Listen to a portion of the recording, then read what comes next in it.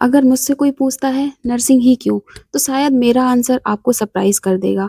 But एक decision ने मेरी पूरी लाइफ़ चेंज कर ली। वो डिसीज़न था नर्सिंग चूज़ करना। So hello everyone again welcome back to my channel. I hope guys आप सभी बहुत अच्छे होंगे और साथ ही साथ बहुत कुछ मेरे चैनल पर लर्न भी कर रहे होंगे और साथ ही साथ गाइडेंस भी ले रहे होंगे। अगर आप मेरे चैनल पर नए हैं तो मैं बता दूं मेरा नाम प्रियांशी है और मैं आपकी तरह ही एक नर्सिंग स्टाफ हूं। इस चैनल पे मैं अपनी गाइडेंस, एक्सपीरियंस, नर्सिंग की जो भी चीज़ें हैं मैं सारी शेयर करती हूँ। आज की वीडियो थोड़ा सा स्पेशल होने वाली है क्योंकि आज की वीडियो में मैं बताने वाली हूँ why I choose nursing as a career. मैंने अपनी सारी वीडियोज़ में बहुत कुछ शेयर किया, अपना एक्सपीरियंस, इंटरव्यू प्रिपरेशन, गाइडेंस। लेकिन आज की वीडियो थोड़ी-सी डिफरेंट होने वाली है क्योंकि मैं आज की वीडियो में आपको बताऊँगी why I choose nursing as a career कि मैंने नर्सिंग को एज़ अ करियर क्यों चूज़ किया। आज का वीडियो मेरा उन स्टूडेंट्स के लिए है जो नर्सिंग करने का सोच रहे हैं या नर्सिंग करना चाहते हैं या उन लोगों के मन में कन्फ्यूज़न होती है कि यार मैं नर्सिंग चूज़ करके कहीं कोई गलती तो नहीं कर रहा हूँ या कर रही हूँ। तो ऐसे मन में बहुत सारे डाउट्स रहते हैं, मेरे मन में भी जब डाउट थे जब मैंने 12th क्रॉस किया था, तो ऐसे मैं समझ सकती हूँ आपके मन में भी बहुत सारे डाउट्स रहते हैं। इसीलिए वो डाउट क्लियर करने के लिए मैंने सोचा कि क्यों ना इस टॉपिक पे भी एक वीडियो बनाती हूँ। तो गाइस ये वीडियो स्पेशली उन सभी लोगों के लिए जिनके मन में इतने सारे डाउट्स रहते हैं कि नर्सिंग क्या एज़ अ करियर ठीक है कि नहीं है। जो सबसे पहला पॉइंट है व्हाई आई चूज़ नर्सिंग। सच कहूँ जब हम 12th में होते हैं तो हमें एग्ज़ैक्टली पता नहीं होता कि हमें अपनी लाइफ़ में क्या करना है, कौन-सा प्रोफ़ेशन चूज़ करना है। किसी को इंजीनियर बनना होता है, किसी को गवर्नमेंट जॉब चाहिए होती है, तो किसी को डॉक्टर बनना होता है। तो ऐसे मन में हर किसी के मन में बहुत सारे डाउट्स होते हैं कि यार मुझे क्या करना चाहिए? सबके अलग-अलग ड्रीम्स होते हैं, मेरे भी कुछ ऐसे ही ड्रीम्स थे। जैसे ही मेरा 12th हुआ, उसके बाद मेरे साथ एक छोटा-सा इंसिडेंस हुआ था। इंसिडेंस क्या, मेरी मम्मी हॉस्पिटल में एडमिट थी, मम्मी का ना ऑपरेशन हुआ था गॉल ब्लैडर का। तो मैंने वहाँ पे नर्सेस को देखा, मैंने सोचा तब मैं छोटी थी बहुत 12th हुआ था 17-18 की थी तो मैंने वहाँ पे देखा कि यार इनकी लाइफ़ कितनी अच्छी है, ये लोग कितने अच्छे से रहते हैं। ऐसे होता नहीं है कि सुना है दूर की चीज़ें देखने में कुछ और होती है, पास की कुछ और होती है। तो मैंने उनको देखा, मैंने मन में सोचा नहीं यार मेरे को तो नर्सिंग ही करना है। फिर उस दिन से मेरे मन में भूत सवार हो गया था कि हाँ भाई अब मुझे नर्सिंग ही करना है, कैसे भी करके। फिर मेरा 12th हुआ, 12th होने के बाद मैंने अपने घर में डिस्कस किया जाकर के, पापा से डिस्कस किया, भाई से डिस्कस किया कि नहीं अब मेरे को नर्सिंग ही करना है। फिर पापा ने कहा नर्सिंग ही क्यों करना है तुम्हें? सबने बोला कि नहीं क्यों करना है तुम्हें नर्सिंग? पापा ने कहा कोई बात नहीं तुम 1 ईयर नीट की प्रिपरेशन करो उसके बाद देखते हैं फिर। नहीं मैंने कहा नहीं मुझे करना है तो करना है। मैंने अपनी बेस्ट फ्रेंड से भी शेयर की थी ये चीज़ कि यार मुझे करना है। हम दोनों का डिसीज़न सेम हो गया कि नहीं हम भाई हम दोनों करेंगे। फिर हम लोगों ने जो एंट्रेंसेस होते हैं जिस यूनिवर्सिटी में हमने वो सर्च करना शुरू किया। कि कौन-सी यूनिवर्सिटी में एंट्रेंस हो रहा है, तब हमें पता नहीं था प्राइवेट गवर्नमेंट का इतना। तो हमने गवर्नमेंट यूनिवर्सिटी में एंट्रेंस का सोचा हम लोगों ने कि एंट्रेंस देंगे। थोड़ी बहुत प्रिपरेशन की, जो भी थोड़ा बहुत आता था, क्योंकि उस टाइम पे हमें बिल्कुल भी नॉलेज नहीं थी कि हमें कैसे क्या एंट्रेंस में कैसे क्वेश्चन आते हैं, कैसे क्या, बस थोड़ा बहुत पढ़ के हम चले गए थे, ये वहाँ एंट्रेंस देने के लिए। और फिर कुछ दिन बाद हमारा रिज़ल्ट आया, हमारा सिलेक्शन वहाँ पे नहीं हुआ। हम लोग थोड़े से डिमोटिवेट हुए, फिर पापा ने सोचा कि हाँ, अब तो इसको करना ही है नर्सिंग। फिर मैंने सच बताऊँ मैंने 2 से 3 दिन खाना नहीं खाया था, इतना भूत सवार था नर्सिंग का कि नहीं मेरे को एडमिशन लेना है तो लेना है। मेरी बेस्ट फ्रेंड थी उसका भी सेम हाल था कि नहीं मेरे को लेना है तो लेना है। बट फाइनली फिर पापा ने मेरे एडमिशन दिला दिया, फाइनली मैं नर्सिंग में एंटर कर ही गई। जब मैंने नर्सिंग में एंटर किया तब मुझे धीरे-धीरे एक चीज़ समझ में आई कि ये प्रोफ़ेशन सिर्फ़ हॉस्पिटल तक लिमिटेड नहीं है यार। ये प्रोफ़ेशन में रिस्पॉन्सिबिलिटीज़ हैं, ट्रस्ट है और सबसे बड़ी चीज़, ये प्रोफ़ेशन हमें इंसानियत सिखाता है। ये रियलिटी है, जो भी नर्सिंग स्टूडेंट्स होंगे या नर्सिंग स्टाफ होंगे, वो ये मेरी ये चीज़ बहुत अच्छे से समझ रहे होंगे कि हमें हमें मतलब जॉब में हमारी सबसे ज़्यादा अगर कोई चीज़ है ना रिस्पॉन्सिबिलिटीज़ है लेकर के चीज़ों को, कि कितनी रिस्पॉन्सिबिलिटीज़ एक नर्सिस के ऊपर होती है। तो ये चीज़ ना सिर्फ़ वही समझ सकते हैं। और दूसरी चीज़ हमें नर्सिंग ना इंसानियत सिखाता है। ये तो मैंने अपने अंदर बहुत ज़्यादा देखी है कि जिस दिन से मैंने नर्सिंग में एंटर किया है, कि मेरे अंदर सबसे ज़्यादा अगर कोई चीज़ आई है ना डिसिप्लिन हो गया, इंसानियत, सबसे ज़्यादा ये चीज़ें आई हैं मेरे अंदर। अब हम डिस्कस करेंगे रियलिटी। नर्सिंग की रियलिटी होती है ना, वो थोड़ा अलग होती है। बुक्स तक तो बहुत सब कुछ ठीक-ठाक लगता है, बहुत मज़े आते हैं कॉलेज डेज़ में, सब कुछ बहुत अच्छा लगता है। लेकिन जो असली नर्सिंग होती है ना, वो बाद में समझ आती है, जब हम हमारी फर्स्ट हॉस्पिटल ड्यूटी होती है। और मैं ये चीज़ कहूँगी इंटर्नशिप में भी इतना हमें नहीं लगता क्योंकि हमारे ऊपर ना रिस्पॉन्सिबिलिटीज़ नहीं होती हैं। इंटर्नशिप भी बहुत मज़े की जाती है। सीरियसली गाइस हमारी तो बहुत मज़े की गई है।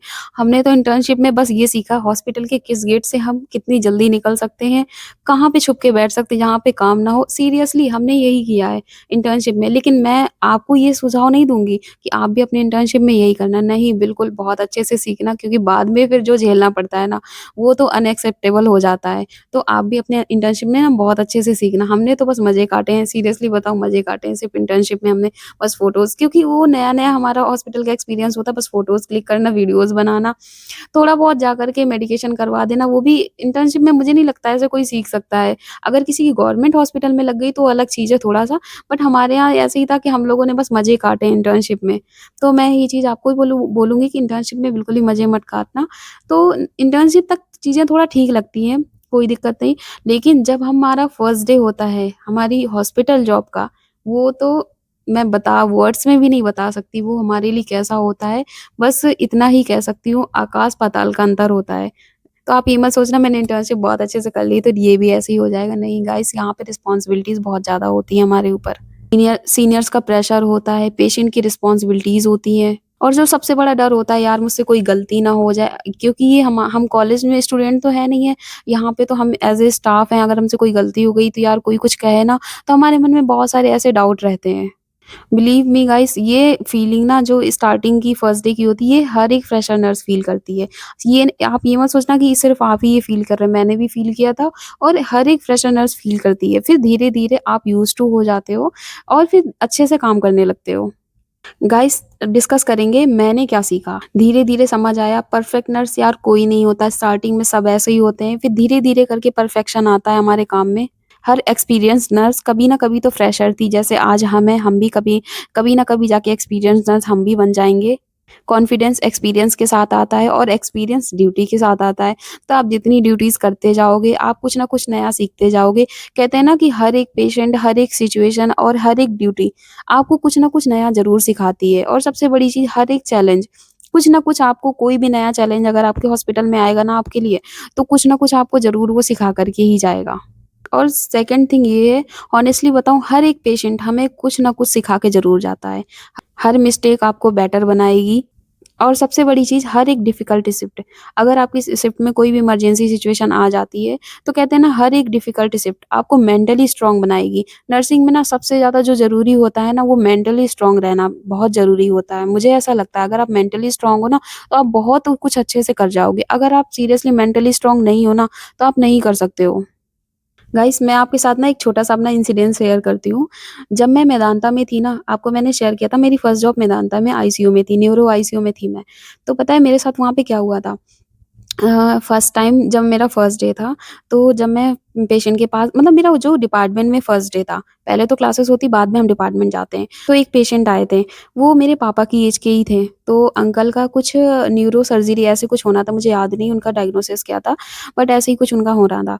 तो वो जब आए तो उनसे मैंने काफ़ी देर बातें की। मैं भी स्टार्टिंग में थी, तो मेरे पास भी कुछ काम नहीं था, तो मैंने अंकल से ऐसे खूब सारी बातें करी कि आप कहाँ से आए हो, क्या प्रॉब्लम है, घर पे कौन है? ऐसे-ऐसे करके अंकल ने भी मुझसे खूब सारी बातें की, घर के लिए पूछा, ये सारी चीज़ें। फिर अंकल की सर्जरी थी, तो उनको ओटी ले गए, फिर उनकी 4 से 5 घंटे ऐसे सर्जरी चली। उसके बाद वो ओटी से आए और फिर 10-15 मिनट बाद हमें ये पता चलता है कि अब वो नहीं रहे। सीरियसली गाइस, वो सिचुएशन, मतलब सब तो नॉर्मल थे वहाँ पे, क्योंकि सबको आदत हो चुकी थी, और जो हॉस्पिटल में रहता है ना उसको आदत हो जाती है। तो सब लोग तो वहाँ नॉर्मल थे कि हाँ भाई डेथ हो गई, कोई बात नहीं, ऐसे करके। और मेरे को जैसे ही पता चला मैं गिर गई वहीं पे। सीरियसली मैं चक्कर खा के गिर गई वहीं पे। अब डॉक्टर्स आए, सबको पता था इसका फर्स्ट डे आज। डॉक्टर ने मेरे को इतना डाँटा, मतलब डाँटा क्या, एक होता है ना समझाना होता है कि ऐसे तुम करोगी तो फिर कैसे होगा, आप नर्स हो, आपको एक थोड़ा मेंटली फिजिकली स्ट्रांग बनना पड़ेगा, ऐसे थोड़ा ना काम चलेगा, यहाँ तो रोज़ डेथ होती है किसी न किसी की। ऐसे करके उन्होंने मेरे को बहुत डाँटा। फिर मेरा पूरा दिन खराब गया। फिर मैं चेंजिंग रूम में आई, वहाँ बैठ के मैं खूब रोई कि मैंने अपनी दोस्त से भी बताया कि यार उनकी डेथ हो गई ऐसे-ऐसे करके। 2-3 दिन तो मैं सदमे में रही कि यार ऐसे कैसे हो गया? मतलब दिमाग में होता है ना वो सारी चीज़ें चलती हैं। अब मैं सीरियसली बताऊँ, मेंटली बिल्कुल स्ट्रॉन्ग नहीं थी। अब तो हो गई हूँ, अब तो काफ़ी टाइम हो गया, बट स्टार्टिंग में तो मैं बिल्कुल नहीं थी। इसीलिए मैं आपसे कहूँगी कि ये सारी चीज़ें ना बस आप इग्नोर करना, क्योंकि हमारी लाइफ़ का पार्ट ही यही है, क्योंकि अगर हम जितने सारे लोगों से मिलते हैं ना, हॉस्पिटल में रोज़ किसी न किसी की डेथ होती है, कुछ न कुछ इस लोगों के साथ होता है, किसी की फैमिली बैकग्राउंड ऐसा होता है, किसी का कोई साथ नहीं देता है साथ वाला। तो ऐसे करके आप ना इतनी चीज़ें दिमाग पर मत लेना, मैंने तो बहुत लिया है, और मैं बहुत टाइम बाद इतना मेंटली स्ट्रॉन्ग बन पाई हूँ अब जा कर के। तो आप डिस्कस करेंगे नर्सिंग ने मुझे क्या दिया? लोग सोचते हैं कि नर्सिंग सिर्फ इंजेक्शन लगाना, मेडिसिन देना इतना ही है, लेकिन नहीं गाइस, ऑनेस्टली बताऊँ ऐसा बिल्कुल भी नहीं है। नर्सिंग सिर्फ इंजेक्शन लगाना, मेडिसिन देना नहीं होता है। नर्सिंग का बस ये ना एक पार्ट होता है कि हाँ भाई हमें इंजेक्शन लगाना, मेडिसिन देना, बट हमारी ये नर्सिंग नहीं होती है हमारी, बहुत कुछ होता है यार। सच बताऊँ तो नर्सिंग ने मेरे को टाइम मैनेजमेंट कैसे करना है, जो सबसे बड़ी चीज़ है वो सिखाया। मुझे डिसिप्लिन सिखाया और जो सबसे बड़ी चीज़ है, मुझे दूसरों की रिस्पेक्ट करना सिखाया, इंसानियत सिखाई गाइस, सीरियसली इंसानियत सिखाई। और साथ ही साथ इंसान की वैल्यू, कि इंसान की वैल्यू क्या होती है ना, मुझे ऐसा लगता है ये चीज़ ना डॉक्टर नर्सेज़ ज़्यादा अच्छे से जानते हैं, क्योंकि यार हमारे सामने हँसता-खेलता इंसान चला जाता है। तो इंसान की वैल्यू सबसे ज़्यादा जो चीज़ है मेरे को सिखाया, वो इंसान की वैल्यू ही थी। पेशेंट से जो हमारा कम्युनिकेशन होता है, ये तो मैं ज़रूर कहूँगी। बस आप नोटिस करना, जब आप फर्स्ट डे हॉस्पिटल आते हो ना, आप कितना हेजिटेट होते हो। नॉर्मल सा पेशेंट की हिस्ट्री लेने में भी आप बहुत हेजिटेट होते हो। तो ये चीज़ आप खुद पे फ़ोकस करना कि आप जो आपका फर्स्ट डे होता है, कितना मतलब वैसा होता है, हेजिटेशन होती है, लेकिन कम्युनिकेशन स्किल जो होती है, कहते हैं ना धीरे-धीरे कॉन्फिडेंट आता है। ये सीरियसली बात है कि धीरे-धीरे कॉन्फिडेंस ही हमारे अंदर आता है। तो जो मेरे को सबसे ज़्यादा जो चीज़ सिखाई ना, वो कम्युनिकेशन। फिर जब हम पेशेंट से कम्युनिकेशन करते हैं, जब हम अपनी, कहते हैं ना, अपने प्रोफ़ेशनल लाइफ़ में कम्युनिकेशन करते हैं, हमारी पर्सनल लाइफ़ की ऑटोमैटिक कम्युनिकेशन स्किल इम्प्रूव होने लगती है। तो सेम चीज़ है कि कम्युनिकेशन स्किल सिखाई। गाइस अब डिस्कस करेंगे, क्या नर्सिंग ईज़ी है? तो गाइस मैं ऑनेस्टली बताऊँगी, बिल्कुल भी ईज़ी नहीं है। ऐसा जो लोग सोचते हैं ना कि नर्सिंग बहुत ईज़ी है, तो ऐसा बिल्कुल भी नहीं है कि नर्सिंग बहुत ईज़ी है। कभी-कभी 12 घंटे की ड्यूटी, कभी-कभी लॉन्ग नाइट शिफ्ट, कभी-कभी नाइट शिफ्ट में होने वाली इमरजेंसीज़, कभी-कभी इमोशनल सिचुएशन। और गाइस सीरियसली बताऊँ, ये सब तब ज़्यादा फ़ील होता है जब कोई फेस्टिवल होता है ना, हम घर नहीं जा पाते। आप जो नर्सिंग स्टूडेंट्स होंगे, सब आपको तो पता होगा ना, हॉस्पिटल 24/7 खुला रहता, कभी बंद नहीं होता। और जब से सच बताऊँ ना नर्सिंग में आए हैं ना, तो ऐसा लगता है फेस्टिवल में घर जाना ही छूट गया है। तब ये चीज़ बहुत फ़ील होता है, यार काश हम अपने घर में होते। ऐसे करके तो आपको तो पता है नर्सिंग में कभी किसी फेस्टिवल में कोई लीव नहीं मिलती। ये चीज़ ना मुझे सबसे बुरी लगती है। फिर हम ये सोचते हैं, यार पेशेंट का ख़्याल कौन रखेगा अगर हम फेस्टिवल्स में घर चले जाएँगे। तो जो सबसे ज़्यादा वो लगता है कि यार हम फेस्टिवल्स में अपने घर नहीं जा पा रहे हैं। तो ऐसी बहुत कुछ चीज़ें यार मैनेज करनी पड़ती है। ये चीज़ ना अगर मैं ऐसे बता रही हूँ ना, समझ में नहीं आता है। जो कहते हैं ना, जो फ़ील करता है, जिसके ऊपर पड़ती है, वो ये चीज़ें बहुत अच्छे से समझ सकता है। कभी-कभी हम फिज़िकली थक जाते हैं, कभी-कभी मेंटली भी बहुत थक जाते हैं हम, जितना मेंटली एग्ज़ॉस्ट हो जाते हैं। और सच बताएँ, कभी-कभी इमोशनली भी हम बहुत थक जाते हैं। लगता है यार हमें भी किसी की ज़रूरत है, हमें भी किसी के सपोर्ट की ज़रूरत है। तो नर्सिंग यार इतना ईज़ी नहीं है जितना लोग सोचते हैं कि हाँ भाई बस इंजेक्शन लगाना, मेडिसिन देना, ऐसा नहीं होता यार। कभी भी आकर के नाइट ड्यूटी में कभी आकर के देखना, हम कैसे पूरी रात यहाँ से वहाँ, वहाँ से यहाँ दौड़ते रह जाते हैं। लेकिन बस इतना कहूँगी, यार इसी प्रोफ़ेशन की वज़ह से ही हम किसी की लाइफ़ में पॉज़िटिव डिफ़रेंस ला सकते हैं। बस हमारा सारा पे ऑफ ना यहीं पे ही होता है कि किसी की लाइफ़ में हम पॉज़िटिव डिफ़रेंस ला सकें। ये फ़ीलिंग ना हर प्रोफ़ेशन में नहीं होती है कि हम किसी के लिए ऐसे कर रहे हैं, क्योंकि हर प्रोफ़ेशन में थोड़ा चीज़ें अलग होती हैं, लेकिन एक नर्सिंग ही प्रोफ़ेशन होता है, तभी तो कहते हैं ना कि इसको नर्सिंग को एक नोबेल प्रोफ़ेशन बोला गया है। गाइस मेरा एक मैसेज होगा फ्यूचर नर्सेज़ के लिए।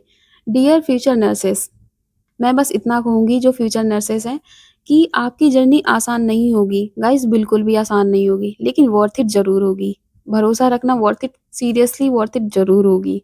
शुरुआत में डर लगेगा, नर्वसनेस होगी, कन्फ्यूज़न होगी। कभी-कभी तो ऐसा लगेगा कि हम गिव अप कर जाएँ, हमसे नहीं हो पाएगा। लेकिन गाइज़ ट्रस्ट मी, हर पेशेंट, हर शिफ्ट, हर एक चैलेंजेस आपको कुछ ना कुछ नया सिखाते हैं, आपको मेंटली एंड फिज़िकली स्ट्रॉन्ग बनाते हैं। और एक दिन आप भी फ्यूचर नर्सेस से फेवरेट नर्स बन जाओगे। आपको पता भी नहीं चलेगा कि ये जर्नी यहाँ से कैसे पहुँच गई। और एक दिन आप भी किसी की होप बनोगे।